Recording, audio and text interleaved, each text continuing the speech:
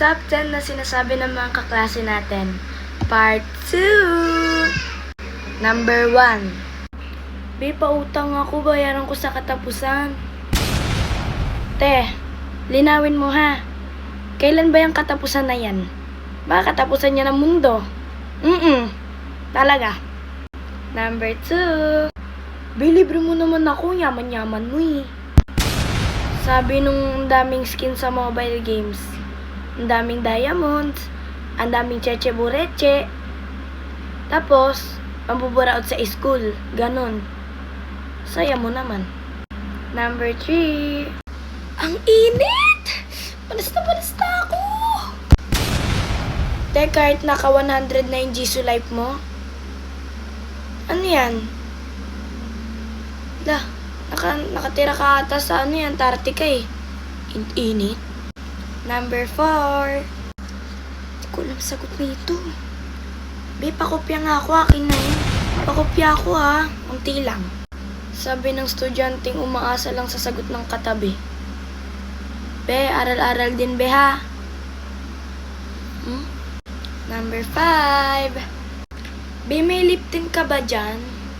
Pingin naman ako unti lang kasi parang nawawala na yung tinta sa lips ko. Sabi nung babaeng parang namumula na yung nguso na para ba sinuntok ng 10 times, ganun. Number 6. Be, may pulbo ka? Pahingi ako unti lang. Tapos kahit hindi kanya, ipapamigay niya. Papamigay niya hanggang sa maubos. Number 7. Be, may papel ka dyan, yung 1/4, pengi nga ako isa lang.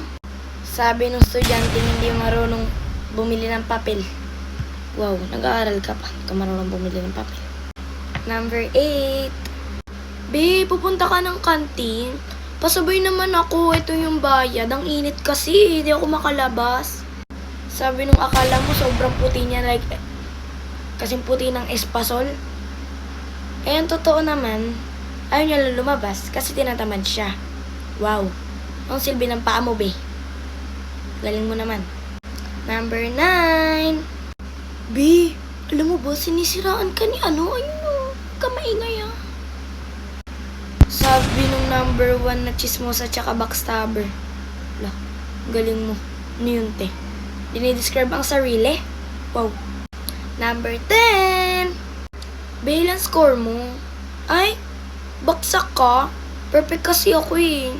Sabi nung nangopya lang naman sa matalinong katabi. Wow. Galing mo. Talino mo, girl.